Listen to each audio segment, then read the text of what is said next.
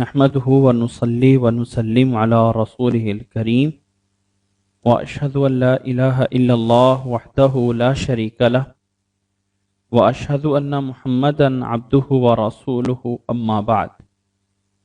آج کی ہماری یہ کلاس گزشتہ ترتیب کے اعتبار سے 36 نمبر کلاس ہے۔ اس میں ہم پہنچے ہوئے ہیں سورۃ الفاتحہ میں صراط الذین انعمت علیہم اس آیت پہ، اور ہم تفصیلات جان رہے ہیں الذین اسم موصول کی۔ گزشتہ کلاس میں بھی ہم نے اسم موصول کے بارے میں بہت کچھ جو ہے وہ جانا تھا، الاسم الموصول۔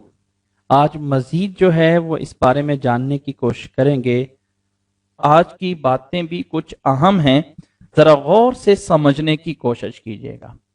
پہلی بات ہے ہمارے سامنے صلۃ الموصول والعائد۔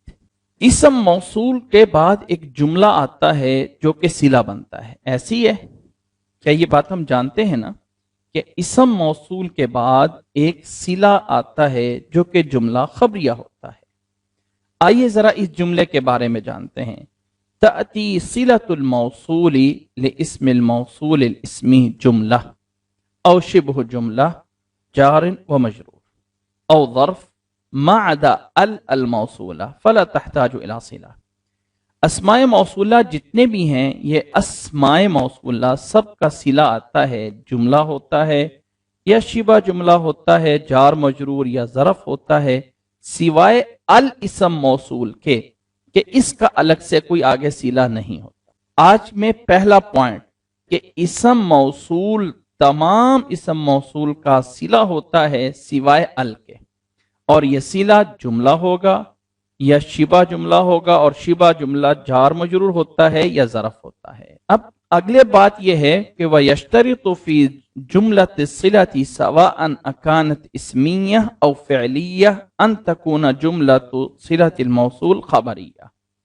شرط یہ ہے کہ یہ جو جملہ صلہ بن رہا ہوتا ہے وہ اسمیہ بھی ہو سکتا ہے، فعلیہ بھی ہو سکتا ہے، اسمیہ ہو یا فعلیہ ہو، شرط یہ ہے کہ وہ خبریہ ہونا چاہیے، انشائیہ نہیں آ سکتا۔ انشائیہ آپ ایسا کہنا جائز نہیں ہے، جاءنی الذی اضربہ، کہ یہاں پہ یہ جو اضربہ ہے جملہ انشائیہ ہے، تو جملہ انشائیہ جو ہے یہ الذی کا صلہ نہیں بن سکتا ہے۔ الذی کا صلہ جو ہے وہ جملہ خبریہ ہونا چاہیے، جملہ انشائیہ جو ہے وہ نہیں بن سکتا۔ یہ بات ہم نے سمجھ لی۔ آگے بات سمجھیں کہ وَيَشْتَرِطُ فِي شِبْهِ جُمْلَةِ الصِّلَةِ بِنَوْعِهَا أَن تَكُونَ تَامَّةً۔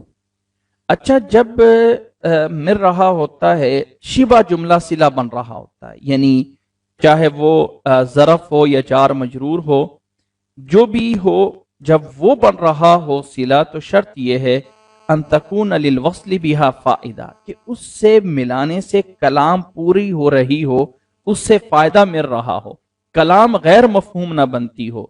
اکرمت الذی فی بیتک واحسنت الی الذی عندک۔ اب فی بیتک اور عندک جو کہ الذی کا صلہ بن رہے ہیں، اس سے ایک معنی پورا ہو رہا ہے۔ اکرمت الذی فی کتاب، تو اس کا تو کوئی معنی نہیں بنے گا۔ احسنت الی الذی، یعنی کوئی ایسا لفظ لے کے آ جائیں کہ جس سے معنی نہ بنتا ہو جار مجرور میں یا ظرف میں، تو وہ چیز صلہ نہیں بن سکتی، لازم ہے کہ اس سے مفہوم پورا ہوتا ہو۔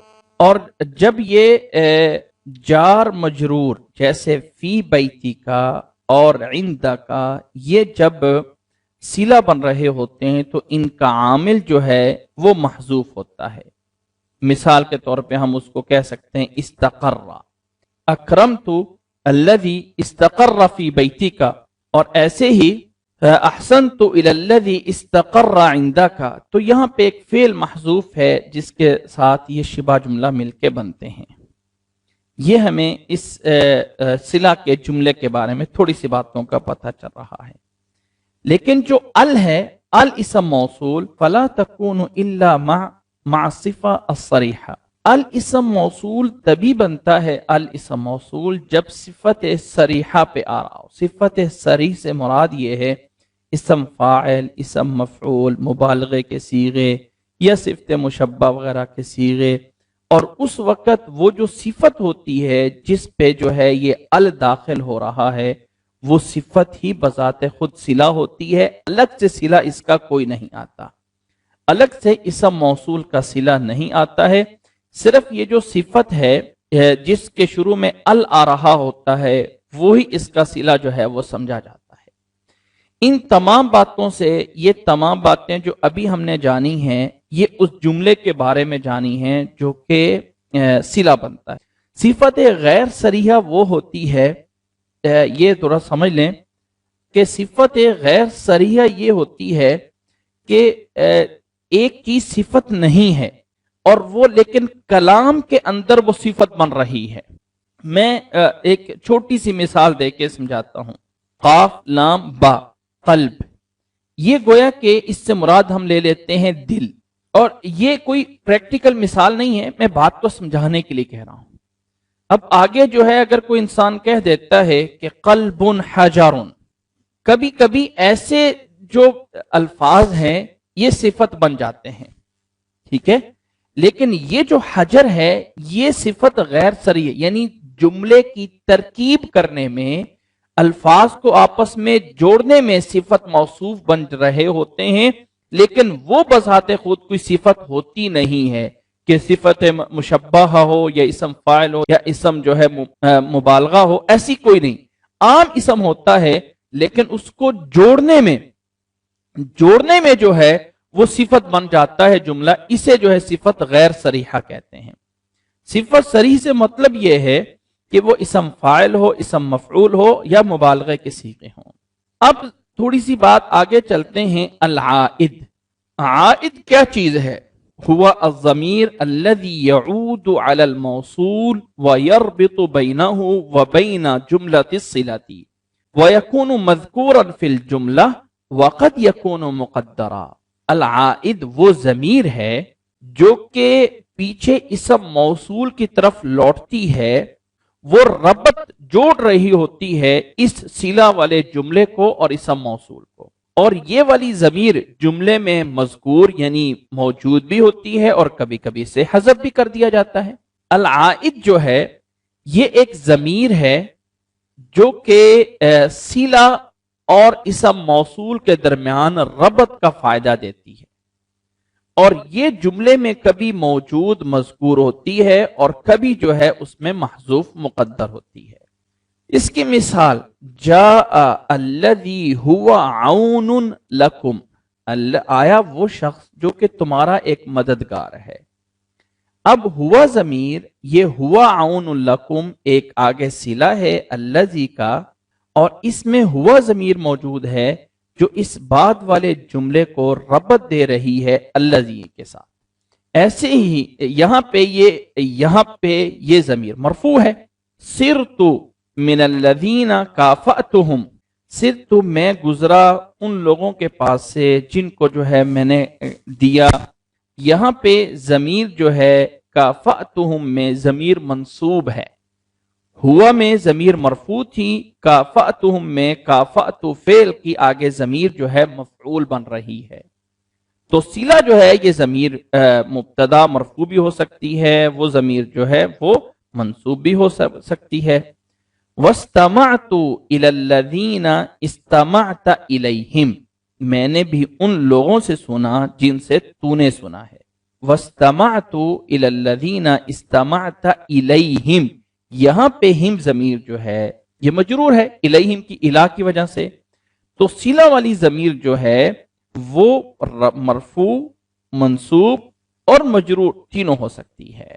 وقد يحذف العائد كما ذکرنا آنفا، اور یہ جو ضمیر عائد ہے یہ کبھی کبھی حذف بھی ہو جاتی ہے، شرط یہ ہے کہ وہاں التباس یعنی کلام جو ہے وہ خلط مت نہ ہوتا ہو، معنی واضح رہے، تو پھر وہاں پہ لفظ سے اطمینان ہو، امن ہو کہ یہاں پہ کوئی کلام میں خلط ملط نہیں ہوگا، وہاں پہ ضمیر کو حذف کرنا جو ہے اس کو کیا جاتا ہے۔ لیکن وہ حالات جن کے اندر یہ عائد ضمیر حذف ہوتی ہے وہ یہ ہے۔ نمبر 1، اولا اذا كان العائد في حالة الرفع فلا يجوز حذفه الا بشرطين، جب یہ عائد ضمیر رفع والی ضمیر ہو تو اس وقت اس کو دو شرطوں کے ساتھ حذف کیا جائے گا. دو شرطیں ہونا ضروری ہے تب یہ حذف ہو سکتی ہے مرفوع ضمیر. نمبر ایک ان یکون جملۃ الصلۃ اسمیہ، جملہ اسمیہ جو ہے وہ صلہ ہونا چاہیے. نمبر دو والعائد فیہا هو المبتدا، اور اس میں جو ضمیر ہے عائد وہ مبتدا ہو. دوسری شرط یہ ہے کہ ان یکون خبرہ مفردا، خبر مفرد ہونی چاہیے. ففی هذه الحالہ یجوز الحذف لأن الخبر المفرد لا يصلح ان يكون صلة للموصول اذا حذف المبتدا. اس حالت میں آگے والی یعنی اس مبتدا ضمیر کو حذف کرنا جائز ہے، اس لیے کہ باقی جو صفت بچ رہی ہے مفرد خبر وہ اب اسم موصول کا صلہ بننے کی صلاحیت نہیں رکھتی، تو پتہ چل جائے گا کہ یہاں پہ ضمیر حذف ہوئی ہوئی ہے. جیسے کہ اللہ تعالیٰ کا فرمان ہے وَهُوَ الَّذِي فِي السَّمَاءِ إِلَٰهٌ، اور وہ ذات ہے جو آسمان میں الہ ہے. تو یہاں پہ اور ایسے ہی اَيُّكُمْ أَحْسَنُ عَمَلًا، ان دو مثالوں پہ غور کریں تو اصل مثال اس طرح ہے وَهُوَ الَّذِي فِي السَّمَاءِ هُوَ إِلَٰهٌ أَيُّكُمْ هُوَ أَحْسَنُ عَمَلًا. یہاں پہ ضمیر ہوا مبتدا مرفوع پہلی شرط. دوسری شرط یہ ہے کہ خبر جو ہے وہ مفرد ہے احسن عملہ میں اور الہ میں خبر مفرد ہے. ایسی صورت میں مرفوع ضمیر کو حذف کیا جا سکتا ہے ان دو شرطوں کے ساتھ. دوسرا یہ ہے کہ جب ضمیر حالت نصب میں ہو تو اس وقت اس کو حذف کرنا جائز نہیں الا بشرط. شرط یہ ہے کہ کلام میں کوئی خلط ملط نہ آتا ہو، اور یہ ہے کہ ضمیر متصل ہو منفصل نہ ہو. شرط ہے میں رکھ لیجئے کہ جب نسبی حالت کی ضمیر تب حذف کی جاتی ہے کہ جب ضمیر متصل ہوتی ہے.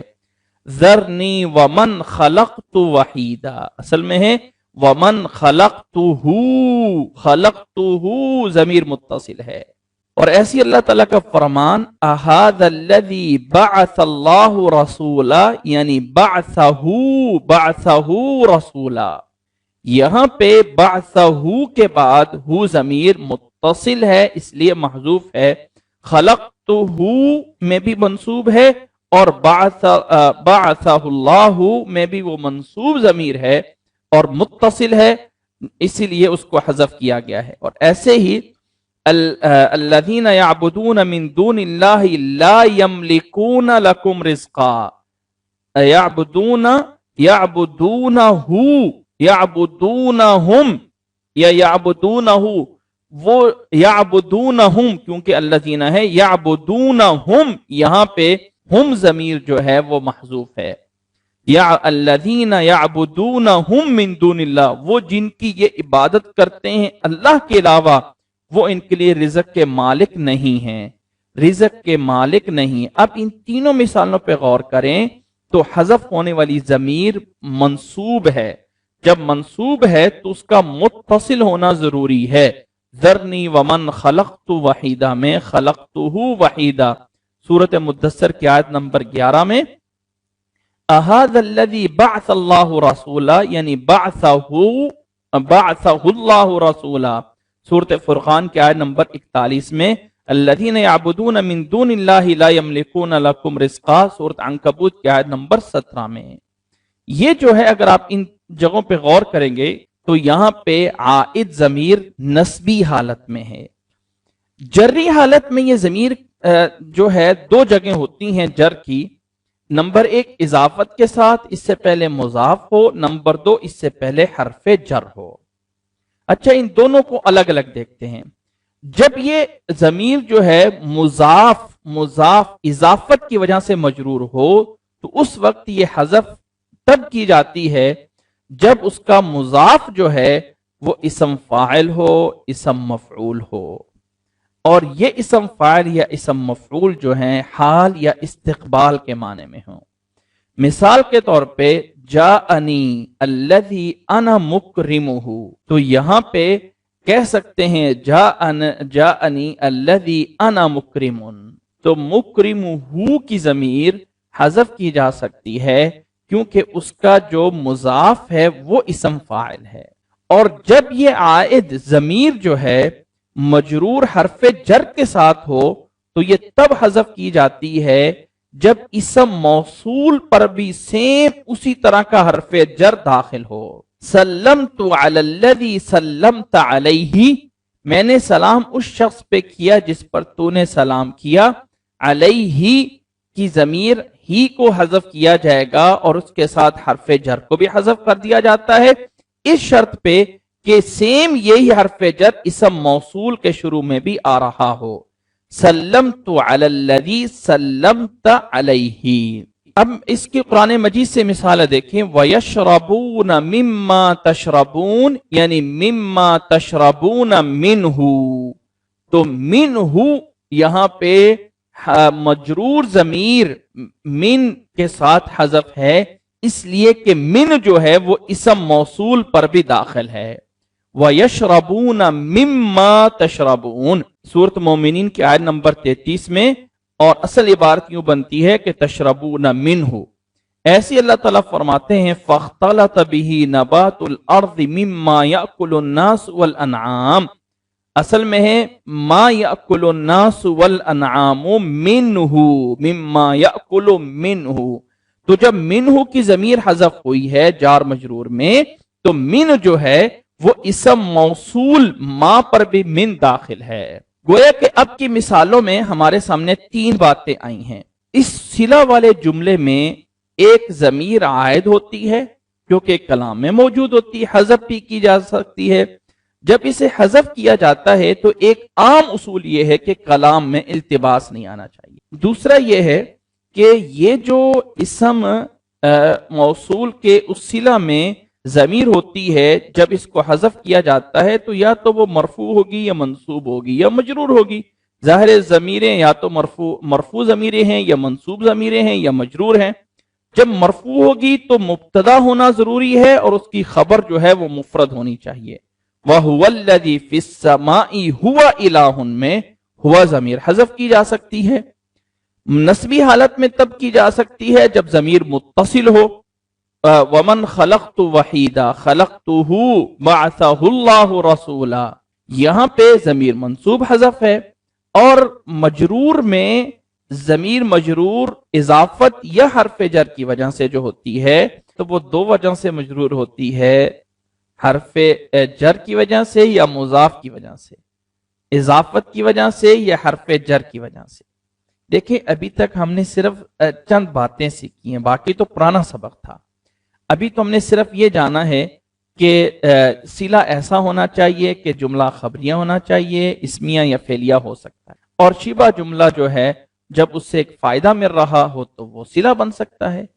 نمبر 2، الاسم موصول کا کوئی صلہ نہیں ہوتا ہے، بس یہ بات پڑھیے۔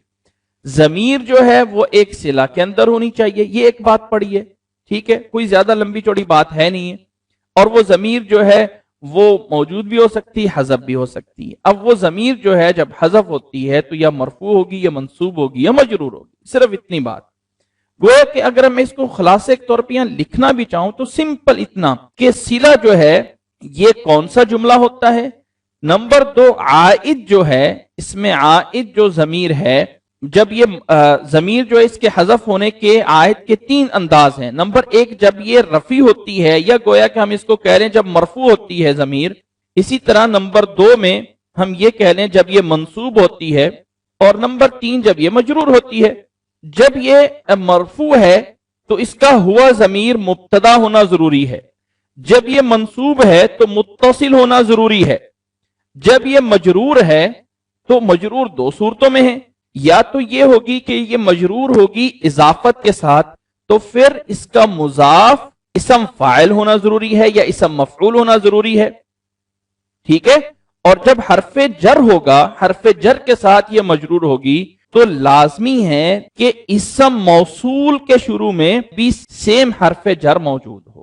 بس اتنی سی بات ہم نے پڑھی ہے۔ یہ تو میرے خیال ہے کہ بڑی آسان سی ہے اور اس میں کوئی مشکل بھی نہیں ہے اس بات کے سمجھنے میں۔ آگے چلتے ہیں، اہم باتیں اب شروع ہوتی ہیں جو کہ سمجھنے والی ہیں۔ آگے چلتے ہیں، چند فوائد اور تنبیہات ہیں۔ نمبر 1، یہ جو جملہ صلہ ہوتا ہے اسم موصول کے ساتھ۔ اچھا، یہ بات میں یہاں سے اگر آپ لوگوں کو سمجھاؤں گا نا تو مشکل لگے گی، آسان لفظوں میں میرے سے یوں سمجھیے۔ پہلی بات جو اس میں سمجھنے والی ہے، نمبر 1، اسم موصول پلس جملہ صلہ جو ہے یہ مل کر جو ہے وہ کلام نہیں بنتے جب تک کہ ان کے ساتھ کوئی اور مبتدا، خبر، فاعل، مفعول نہ لایا جائے۔ جی، اسم موصول اور صلہ مل کر دونوں جو ہے یہ لازمی پلس آگے ہوتے ہیں، مبتدا کے ساتھ، خبر کے ساتھ، اس کے ساتھ۔ یہ دونوں جو ہیں وہ بذات خود کافی نہیں ہیں، بلکہ یہ کلام ناقص ہے جب تک کہ ان کے ساتھ جو ہے وہ باقی کلام نہ آئے۔ یہ ہے اس پہلا فائدہ، ٹھیک ہے، یہ بھی بڑی آسان سی بات ہے۔ ثانیاً، دوسری بات یہ ہے کہ یجب اللہ یفصل بین اسم الموصول وصلتہ بفاصل۔ نوٹ کریں، یہ تھوڑی سی اہم بات ہے کہ اسم موصول اور اس کے صلہ کے درمیان فاصلہ نہیں لایا جا سکتا۔ ہاں، اس قاعدے سے 3 چیزیں کے ساتھ مستثنا ہیں۔ نمبر 1، قسم کے ساتھ کہہ سکتے ہیں جاء الذی واللہ اکرمتہ۔ اب اکرمتہ صلہ ہے اور الذی اسم موصول ہے، تو درمیان میں واللہ کی قسم آ رہی ہے، قسم کا فاصلہ آ سکتا ہے۔ نمبر 2، ندا کے ساتھ فاصلہ آ سکتا ہے، کافأت الذی ایھا الطلاب تفوق منہم، میں نے بدلہ دیا اس کو، ایھا الطلاب، درمیان میں یہ ندا آ گئی، یہ جو ہے درمیان میں جو ہے وہ ندا آ گئی ہے، یہ والی۔ اب یہ جو درمیان میں ندا ہے ایھا الطلاب میں، یہ ایک فاصلہ بن رہا ہے، اور تفوق منہم یہ ایک صلہ ہے۔ نمبر 2، جملہ معترضہ کے ساتھ۔ جملہ معترضہ کیا ہوتا ہے؟ نمبر 3، جملہ معترضہ اگر درمیان میں آ جائے۔ جملہ معترضہ یہ ہوتا ہے کہ جیسے ہم کلام کرتے ہوئے کسی بھی بزرگ کا نام آ جاتا ہے، کسی بھی بڑی ہستی کا، اس کے لیے ہم رحمہ اللہ یا رضی اللہ یا کوئی بھی اس طرح کے دعائیہ کلمات بول دیتے ہیں، تو وہ جملہ معترضہ ہوتا ہے۔ جاء الذی ادامک اللہ نقدرہ، جاء الذی نقدرہ، نقدرہ صلہ ہے، اور ادامک اللہ یہ جو ہے اس میں جملہ معترضہ ہے، اللہ آپ کو ہمیشہ رکھے، اللہ آپ کی زندگی لمبی کرے، ادامک اللہ۔ یہ جو ہے ایک دوسری بات ہے، یعنی گویا کہ دوسرا فائدہ ہم نے یہ جانا کہ اسم موصول اور صلہ جو ہے، اسم موصول اور صلہ کے درمیان فاصلہ نہیں ہو سکتا سوائے 3 صورتوں میں۔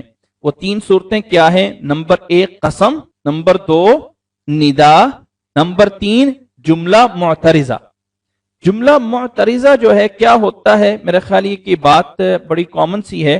جملہ معترضہ کیا ہوتا ہے کہ جو بولا جاتا ہے بطور رحمہ اللہ یا درمیان میں، ان 3 صورتوں میں فاصلہ آ سکتا ہے، ان 3 صورتوں کے علاوہ فاصلہ نہیں آ سکتا۔ اگلا پوائنٹ یہ ہے کہ یجوز فی الضمیر العائد علی اسم الموصول المشترک من ومن الافراد مراعاتا لللفظ لان الفاظہما مفرد۔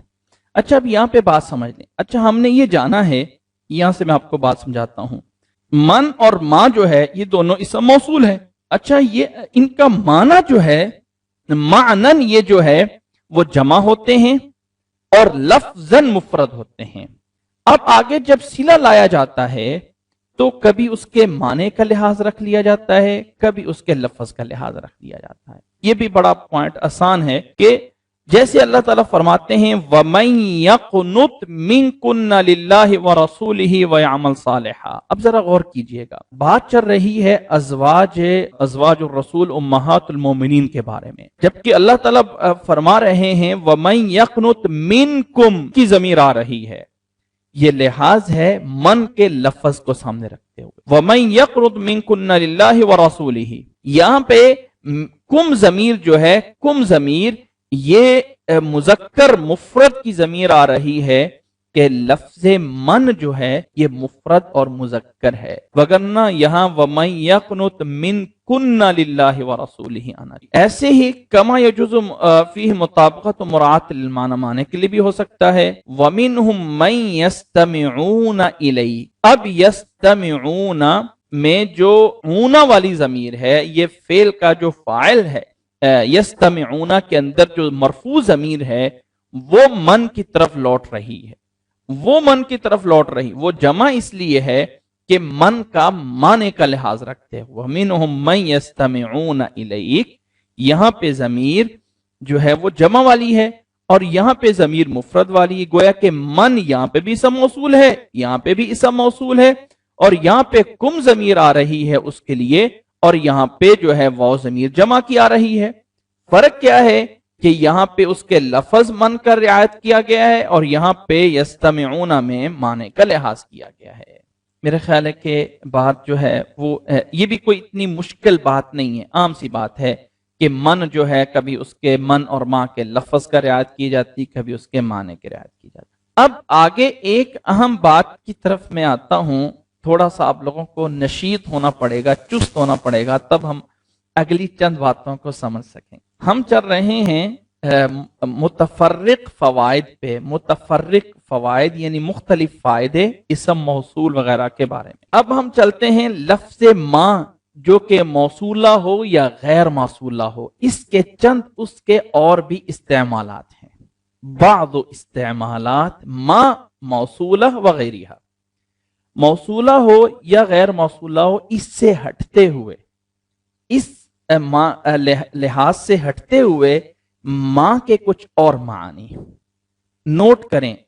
ماں حرف واسع جدا یسع ما لا تسعہ من، لفظ ماں جو ہے ایک ایسا حرف ہے، یہاں حرف سے مراد ہے یعنی کلمہ ہے، ایک ایسا کلمہ ہے جو بہت زیادہ اپنے اندر وسعت رکھتا ہے، جو کہ من سے کہیں زیادہ ہے۔ فَهُوَ اسم مبہم غایت فی الابہام ویقصد بقول مبہم انہ یقع علی ما ابہم من الامور، اس مطلب یہ ہے کہ ماں ایک ایسا مبہم اسم ہے، ایک ایسا ماں مبہم لفظ ہے جو کہ ایسے امور پہ بولا جاتا ہے جس میں بہت بہت زیادہ ابہام ہو۔ ابہام کا مطلب ہوتا ہے کہ جس میں بہت زیادہ معنی میں وسعت آ رہی ہو، وہاں پہ لفظ ماں استعمال ہوتا ہے۔ ابن قیم رحمہ اللہ نے اپنی کتاب بدائع الفوائد میں ایک بات لکھی ہے کہ ماں ایک ایسا اسم ہے جو مبہم ہے، غایت ابہام میں ہے، یہاں تک کہ یہ ایسی چیزوں پہ بولا جاتا ہے کہ جن کی کوئی انتہا نہیں ہوتی ہے۔ اب اس کے ساتھ ایک مناسبت ہے کہ اس کے آخر میں الف لگایا گیا، ماں ماں، تاکہ جو ہے اس کا معنی میں جتنی وسعت ہے اس کی طرف اشارہ ہو جائے، اور جب اس کے معنی کو خاص کرنا ہوتا ہے کسی ایک ذوی العقول پہ تو پھر اس کو من بول دیا جاتا ہے۔ جب من پہ جا کے سٹاپ لگ جاتا ہے اور ماں پہ سٹاپ بولنے میں نہیں ہوتا، تو جیسے اس کے لفظ میں ماں میں لمبائی ہے اور من میں سٹاپ ہے، تو اس کا معنی بھی ایسے ہی ہے کہ ماں میں وسعت ہے اور من میں جو ہے اتنی وسعت نہیں ہے۔ اچھا، یہ بات سمجھنے، اس کی عملی چیزیں آگے آتی ہیں، ذرا سمجھیے گا، عملی چیزیں آتی ہیں۔ اصل جو ہے قاعدہ اور اصول یہ ہے، اصل چیز یہ ہے کہ ماں جو ہوتا ہے غیر عاقل کے لیے آتا ہے، جیسے اللہ تعالیٰ فرماتے ہیں ما عندکم ینفد وما عند اللہ باق، جو کچھ تمہارے پاس ہے ختم ہونے والا ہے اور جو کچھ اللہ کے پاس ہے وہ باقی رہنے والا ہے۔ یہاں پہ ماں جو ہے یہ انسان کے علاوہ باقی چیزوں کے لیے ہے۔ اور ایسی ہی مثال فلما اضاءت ما حولہ ذهب اللہ بنورہم وترکہم فی ظلمات لا یبصرون، تو ما حولہ، ما یہ غیر ذوی العقول کے لیے ہے، یعنی انسان کے علاوہ اپنے ارد گرد کو۔ تیسری مثال बाऊदतन फमा फौकहा, फमा फौकहा, यहां पे भी ये गैर ज़विल उकूल के लिए है। हादा फी असलिहा, ये है इसका असली इस्तेमाल। लेकिन हल युमकिन अन तक़अ मा अला मा युक़ल, क्या ऐसा मुमकिन है कि लफ्ज़ मां ऐसे पे आ रहा हो, ऐसी चीजों पे जो कि आकिल हो? नाम, जी हां, क्यों नहीं, ऐसा ऐसा हो सकता है। हमेशा मां ऐसी चीजों पे इस्तेमाल होता है जिनमें कसरत वुसअत और बहुत सी चीजों को शामिल किया जा रहा होता है, वहां मां बोला जाता है मन की जगह पे। अब जरा उन चीजों को मैं अमली तौर पे जाहिर करता हूं। फहिया तुस्तख्दमु लिल आकिल फी उमूरिन मिनहा, लफ्ज मां आकिल के लिए, गैर आकिल के नहीं, आकिल के लिए ही इस्तेमाल होता है इन मंदरजा, आगे आने वाले मंदरजा झेल जो है वो चीजों में। नंबर 1, इख्तिलातुल आकिल बिमा ला याक़िल, तगलीबन जब एक ऐसा जुमला बोला जा रहा हो कि जिसमें आकिल और दोनों, आकिल और गैर आकिल दोनों मुराद लेने हों, तो वहां पे मां बोला जाता है। अवलम यंजुरू फी मलकूतिस समावाति वल अर्द वमा खलक़ल्लाहु मिन शै, वमा खलक़ल्लाहु मिन शै, मन खलक़ल्लाहु मिन शै नहीं, क्योंकि मा खलक़ल्लाहु मिन शै में आकिल भी गैर आकिल भी दोनों मुराद हैं। तो जब ये वुसअत मकसूद हो तो वहां पे मन बोला जाता है, मां बोला जाता है, मन नहीं बोला जाता। जहां आकिल और गैर आकिल का इख्तिलात हो वहां पे मां बोला जाता है। वमा खलक़ल्लाहु मिन शै। इसकी और मिसालें देखें, वलिल्लाहि यस्जुदु मा फिस समावाति व मा फिल अर्द, मन फिस समावात व मन फिल अर्द नहीं, मा फिस समावात व मा फिल अर्द, क्योंकि यहां पे आकिल गैर आकिल सब हैं। और नुहात नहवी लोग इसको कहते हैं तगलीब। तगलीब यानी गालिब तौर पे आकिल के साथ गैर आकिल के लिए तगलीबन बोल दिया गया है। जैसे हम वालिद और वालिदा दोनों की तस्निया बनाते हुए वालिदैन कह देते हैं, जबकि लफ्ज़ वालिद, वालिदैन, वालिद की तस्निया है, वालिदा की नहीं है।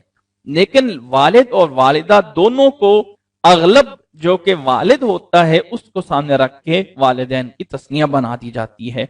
तो यहां जब आकिल और गैर आकिल में आता है तो वहां मन जो है ये गालिब आ जाता है, मां जो है ये गालिब आ जाता है मन पर भी। लेकिन कभी ऐसा होता है, एक आयत पे गौर कीजिएगा कि जहां आकिल और गैर आकिल दोनों हो तो वहां मां बोला जा रहा है, जो ही आकिल का फर्क करने के लिए आ जाए तो मन आ जाएगा। अल्लाह ताला फरमाते हैं वलिल्लाहि मा फिस समावाति व मा फिल अर्द यगफिरु लिमन यशा व युअज़्ज़िबु मन यशा। नोट करना, जब अल्लाह ताला ने शामिल किया तो फरमाया मा फिस समावात व मा फिल अर्द, इसमें दोनों शामिल हैं तो मां बोला गया।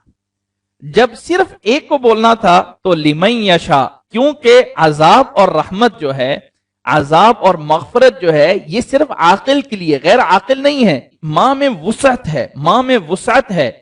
जब फर्क करना आ गया तो यहां पे मन बोला गया। जब तगलीबन था यानी दोनों मुराद लेने थे तो वहां मां। वलिल्लाहि मा फिस समावाति व मा फिल अर्द यगफिरु लिमन यशा व युअज़्ज़िबु मन यशा वल्लाहु गफूरुर रहीम। ये है मां और मन की, मां तगलीबन इस्तेमाल होता है। दूसरा, सानियन, कि इस लफ्ज मां को बोल के मुबालगा और तफखीम बड़ा करना मकसूद होता है। मां ऐसी जगहों पे आता है जहां पे अल्लाह ताला कोई बड़ी चीज जिक्र करना चाहते हों, जैसे वस्समाई वमा बनाहा, यहां पे अल्लाह ताला आसमान और जो कुछ उसने बनाया, यहां पे एक तफखीम करना मकसद है। अरब अपने मुहावरात में कहते हैं सुबहाना मा सब्बह अर्रअदु बिहम्दिही, तो यहां पे मां बोले जाते हैं सुबहाना मन सब्बह अर्रअदु बिहम्दिही, यानी जब कलाम के अंदर बड़ापन लाना हो तो वहां पे भी मां बोला जाता है, मन नहीं बोला जाता। गोया के मां वहां पे आता है कलाम में जहां पे तफखीम हो। तीसरा, नोट करना इस तीसरे वाली बात को, अन तअतिय मा लिअनवाइ मन युअक़ल ला लिअशख़ासिही तौसिअतन, कि लफ्ज़ माँ आकिल के लिए भी आता है जब कोई शख्स मुराद नहीं है बल्कि उसमें वुसअत देना मकसूद है, कोई खास मुराद नहीं है, तो वहां पे भी आकिल के लिए माँ इस्तेमाल हो जाता है। अल्लाह ताला फरमाते हैं फंकिहू मा ताबा लकुम मिनन निसा। अब मा ताबा में आम है, मन ताबा नहीं है, जबकि औरतें हैं, लेकिन उसमें उमूम करना है, जो भी कोई है तो तुम निकाह कर सकते हो। यहां पे मन नहीं बल्कि मां बोला गया, क्योंकि यहां उस आकिल की शख्सियत मुराद नहीं है, यहां पे उस आकिल के जो है तनव्वु मकसूद है। फंकिहू मा ताबा लकुम मिनन निसा, यहां पे अशखास मुराद नहीं है बल्कि जो है अजनास चाहिए, वुसअत चाहिए माने में, तो यहां पे आ गया फंकिहू मा ताबा लकुम मिनन निसाइ मसना व सुलासा व रुबा। और ये आयत का शायद आप लोगों को शान नुज़ूल का पता हो कि ये डर था कि कहीं यतीम किसी की कफालत में हो तो वो उससे अगर शादी करे तो वो शायद उसके हक अदा ना कर सके, तो उसके नतीजे में अल्लाह ताला ने नाजिल कर दिया कि मा ताबा लकुम, उनको छोड़ के किसी और औरतों से कर सकते हो निकाह। तो लफ्ज़ मा ताबा में वो जो है उमूम पैदा करना था, इसलिए मां लाया गया, अगरचे मुराद यहां इससे आकिल हैं, क्योंकि निकाह इंसान का आकिल के साथ होता है। और ऐसे ही अल्लाह ताला का फरमान है सूरह निसा की आयत नंबर 22 में भी, वला तंकिहू मा नकहा आबाउकुम मिनन निसा इल्ला मा क़द सलफ, ऐसी औरतों से तुम निकाह नहीं कर सकते हो जिनसे तुम्हारे वालिद किसी दौर में निकाह कर चुके हैं। यहां पे भी कोई शख्स मुराद नहीं था, उमूम था, इसलिए जो है यहां पे मां बोला गया, शख्सियत नहीं, उमूम मुराद है। तो मन ये नहीं कहा वला तंकिहू मन न कहा आबाउकुम मिनन निसा, मा न कहा आबाउकुम मिनन निसा। चौथी जगह पे मां ऐसी जगह पे बोला जाता है, मां ऐसी जगह पे जहां आकिल मजहूल हो, आकिल है लेकिन मजहूल है, पता नहीं कैसा है, आकिल इंसान ही है। जैसे अल्लाह ताला फरमाते हैं इमरात फिरौन की हिकायत नकल करते हुए कुरान मजीद में, रब्बी इन्नी नज़रतु लका मा फी बतनी मुहर्रा, मा फी बतनी, रब्बी इन्नी नज़रतु लका मन फी बतनी नहीं, मा फी बतनी, इसलिए कि ये जनीन है, बच्चा है मां के पेट में, पता नहीं वो उस कैसा होगा, किस तरह होगा। तो वहां पे लफ्ज़ रब्बी इन्नी नज़रतु लका मा फी बतनी मुहर्रमा, तो यहां पे मा फी बतनी लफ्ज़ मां बोला गया, मन नहीं बोला। ऐसी अल्लाह ताला फरमाते हैं इन्नल्लाह इंदहु इल्मुस्साअ व युनज़्ज़िलुल गैस व यअलमु मा फिल अरहाम, मां इसलिए कि उसमें मजहूल है कि वो पता नहीं क्या चीज होगी, मा फिल अरहाम। और ऐसी अल्लाह ताला फरमाते हैं कि अल्लाहु यअलमु मा तहमिलु कुल्लु उन्सा, मा तहमिलु कुल्लु उन्सा व मा तगीज़ुल अरहाम व मा तज़दाद व कुल्लु शैइन इंदहु बिमिक़दार। यहां पे मां बोला जा रहा है क्योंकि आकिल मजहूल है, इसलिए मां मन की जगह पे मां बोला जा रहा है। तो मां ऐसी आकिल पे भी बोला जाता है जब वो मजहूल होता है। हजरत याकूब अलैहिस्सलाम की वसीयत देखिए, अपने औलाद से कहते हैं मा ताबुदून मिन बादी, ये नहीं कहा कि मन ताबुदून मिन बादी, इसलिए कि मकसद था एक ऐसे मजहूल करना कि पता नहीं तुम इस अल्लाह ताला को छोड़ के किसी और की इबादत तो नहीं करने लग जाओगे मेरे बाद। मा ताबुदून मिन बादी, ये नहीं कहा कि मन ताबुदून मिन बादी। ये है यहाँ पे चौथी जगह जहां पे मां इस्तेमाल होता है। ऐसे ही पांचवी जगह मां आकिल के लिए ही इस्तेमाल होता है जहां आकिल की सिफत मुराद हो, उसकी जात मुराद ना हो। कुरान मजीद में है क़ाल फ़िरऔन व मा रब्बुल आलमीन, मन रब्बुल आलमीन नहीं, मा रब्बुल आलमीन। जवाब चूंकि सिफत के बारे में था, सवाल सिफत के बारे में था, जवाब सिफत के बारे में आया। क़ाल रब्बुकुम रब्बु आबाइकुमुल अव्वल, रब्बुकुम व रब्बु आबाइकुमुल अव्वलीन, क्योंकि सवाल सिफत का है, किसी जात का नहीं है। जब सिफत के बारे में आता है तो सवाल जो है ये मां से आता है, मन से नहीं आता है, चाहे सवाल जो है किसी आकिल ही के बारे में क्यों ना हो। इसके साथ हम एक और भी इजाफा कर लेते हैं اس کے ساتھ اور بھی مثال دیکھیے، اللہ تعالیٰ فرماتے ہیں والمحصنات من النساء الا ما ملکت ایمانکم. اب الا من ملکت ایمانکم نہیں، ملکت ایمان دائیں ہاتھ مالک بنتا ہے صرف عاقل کا، غیر عاقل کا نہیں. لیکن یہاں پہ صفت مقصود ہوتی ہے، صفت یعنی وہ ہے عبد ہونے کی، مملوک ہونے کی صفت، تو وہاں پہ ما ملکت ایمانکم وَأُحِلَّ لَكُم مَّا وَرَاءَ ذَلِكَ، اس مثال کو آپ اس میں وسعت دینے والے معنی میں بھی اس کو لا سکتے ہیں. ما منعک ان تسجد لما خلقت بیدی، لمن خلقت بیدی نہیں، لما خلقت بیدی عموم مراد ہے، صفت مراد ہے کہ میری مخلوق جس کو میں نے ہاتھ سے پیدا کیا تو نے اس چیز کو سجدہ نہیں کیا ہے. جبکہ وہ حضرت آدم علیہ السلام کے بارے میں سوال ہے، لیکن یہاں مراد صفت مخلوق ہے. لما خلقت بیدی، تو من کی جگہ پہ ما استعمال ہو رہا، یہ نہیں کہا کہ لمن خلقت بیدی، لما خلقت بیدی. یہاں جو ہے شیطان کے لیے ایک توبیخ، زجر تھا، زجر دینا، اسے ڈانٹنا مقصود تھا. اس لیے اللہ تعالیٰ نے اس آگے والی مخلوق کی صفت بیان کی کہ میں نے جس کو پیدا کیا اپنے ہاتھ سے، تو نے اس چیز کو سجدہ نہیں کیا ہے. یہ جو ہے ایسی اگر آپ غور مزید کر لیں سورۃ کافرون میں تو وَلَا أَنْتُمْ عَابِدُونَ مَا أَعْبُدْ، من اعبد نہیں، ما اعبد.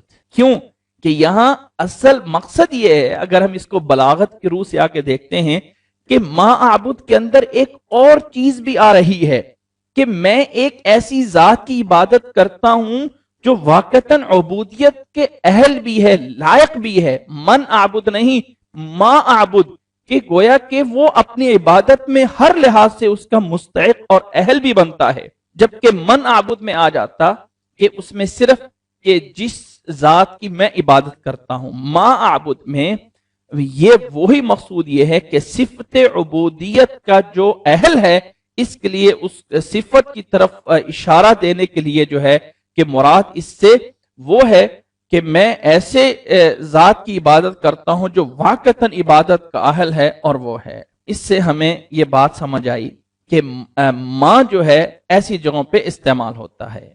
جی اب ذرا اس کے ماں کے جو استعمالات ہم نے جانے ہیں وہ یہ ہے کہ اصل یہ ہے کہ ماں غیر عاقل کے لیے اور من عاقل کے لیے استعمال ہوتا ہے. ما عندکم ینفد وما عند اللہ باق، من جو ہے وہ عاقل کے لیے استعمال ہوتا ہے.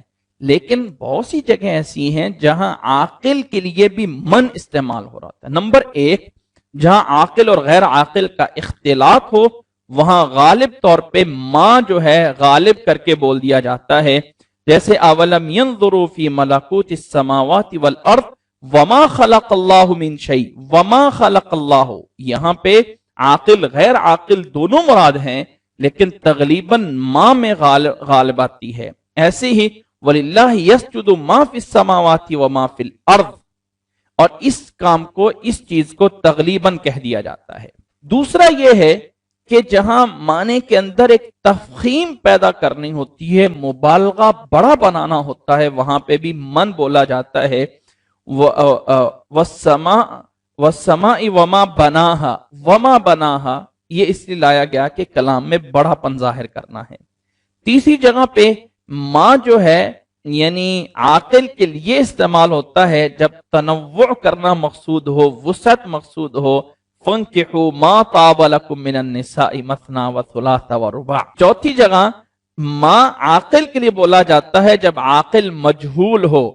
انی نذرت لک ما فی بطنی، ما فی بطنی، ما فی بطنی، اور ایسے ہی فرمایا ان اللہ عنده علم الساعة وينزل الغيث ويعلم ما في الارحام، ما في الارحام، اللہ يعلم ما تحمل كل انثى وما تغيض الارحام وما تزداد وكل شيء عنده بمقدار. ایسے ہی حضرت یعقوب علیہ السلام نے وصیت کرتے ہوئے فرمایا تھا ما تعبدون من بعدی، من تعبدون نہیں، کہ یہاں پہ وہ مجہول مقصود ہے، مجہول. پانچویں جو ہے ماں عاقل کے لیے بولا جاتا ہے جب صفت مقصود ہو، کوئی شخص مراد نہ ہو. جیسے کہ فرعون کا سوال قال فرعون وما رب العالمین، جواب آ گیا ربکم ورب آبائکم الاولین. جی صفت مقصود، صفت مقصود تھی. اور ایسے ہی والمحصنات من النساء الا ما ملکت ایمانکم، من ملکت نہیں، ما ملکت ایمانکم، کیونکہ یہاں وہ غلام ہونے کی صفت مقصود ہے، کوئی وہاں پہ شخصیت مراد نہیں ہے. ایسے ہی ما منعک ان تسجد لما خلقت بیدی، لمن خلقت بیدی نہیں، لما خلقت، کیونکہ مقصود مخلوق ہے. اور ایسے ہی قل یا ایھا الکافرون میں ولا انتم عابدون ما اعبد، من اعبد نہیں آیا، کیونکہ اس میں بھی یہ اشارہ دینا ہے کہ جو معبود عبودیت والا ہے اس کی جو ہے میں عبادت کرتا ہوں، تم اس کے جو ہے عبادت گزار نہیں ہو. گویا کہ اشارہ ضمناً یہ آ گیا کہ وہ عبادت کے لائق بھی ہے جس کی میں عبادت کرتا ہوں. بہرحال یہ چند استعمالات ہیں یعنی اس ماں کے، اگر ان کو بار بار سنا جائے گا تو پھر یہ سارے یاد ہوں گے. خلاصہ، میں ایک خلاصہ نکال دیتا ہوں تاکہ آپ لوگ کہیں کہ کوئی ایک شارٹ کٹ بات بتا دو. شارٹ کٹ بات یہ ہے، پوری باتیں یاد نہ رہ سکیں تو ماں جو ہے اس میں عموم زیادہ ہوتا ہے جبکہ من میں خصوص ہے. جی جیسے عاقل غیر عاقل ہے نا، ایسے ایک دوسرا پہلو نوٹ کر لیجئے کہ ماں میں عمومیت زیادہ ہے جبکہ من کے اندر خصوصیت زیادہ ہے. بات ختم. جہاں عموم مقصود ہو، صفت مقصود ہو، فلاں مقصود ہو، عاقل غیر عاقل آ جائے وہاں ماں آ جائے گا، اور جہاں فکس کرنا مقصد ہے وہاں من آ جائے گا. یہ ہے ایک بات کا خلاصہ. بس امید ہے کہ انشاءاللہ تعالی اس سے یہ آج کی بات جو ہے سمجھ آگی ہوگی. اللہ تعالی ہمیں یہ سمجھنے کی توفیق عطا فرمائے. جی اب آپ لوگوں کے سوالات ہیں، اگر آپ لوگ اس میں سے کوئی بھی سوال کرنا چاہیں تو کر سکتے ہیں. جزاک اللہ احسن الجزا. کہ پہلا سوال یہ ہے کہ جب جملہ شبہ جملہ جو ہے وہ صلہ بن رہا ہوتا ہے تو یہ صرف صلہ میں نہیں بلکہ یہ ہر جگہ پہ بات ہے کہ وہاں ہم فعل کون سا نکالیں گے، استقرا یا ثبتا یا وجدہ، کیا نکالیں گے؟ تو یہ مناسبت کے اعتبار سے جو بھی فعل ہے وہ نکال لیں. اس میں کوئی بھی فعل جو مناسبت کے اعتبار سے، کچھ بہتر یہ ہے کہ ایک اس میں رائے یہ ہے کہ فعل عام نکالے جائیں. عام فعل سے مراد یہ ہے کہ یہی استقرا، وجدہ، ثبتا، یا یہ ہے کہ اس کلام میں جو کلام فعل جڑتا ہو وہ نکالا جائے. بہرحال خلاصہ یہ ہے کہ مناسبت سے جو بھی فعل مناسب بنتا ہو وہ وہاں محذوف مانا جا سکتا ہے. جی آپ کا سوال سر کچھ اس طرح کا ہے کہ جس لیول پہ یعنی شروع لیول پہ انسان ہر جگہ کی مناسبت سے فعل محذوف نہیں نکال سکتا، کیا نکالنا ہے؟ تو اس میں یعنی کیا کریں؟ تو آپ کی بات صحیح ہے کہ اگر یہ کہہ دیا جائے کہ یہاں فعل محذوف ہے اور اس فعل کے ساتھ محذوف کے ساتھ مل کر یہ جملہ بنتے ہیں تو صحیح ہے، ایک ابتدائی لیول پہ صحیح ہے. ہاں جب ضرورت پڑے بہت زیادہ معانی کے اندر گہرائی کرنے میں تو پھر جو ہے وہ دیکھا جا سکتا ہے کہ کون سا فعل محذوف ہے، کیا معنی بناتا ہے، کیا معنی نہیں بنتا ہے.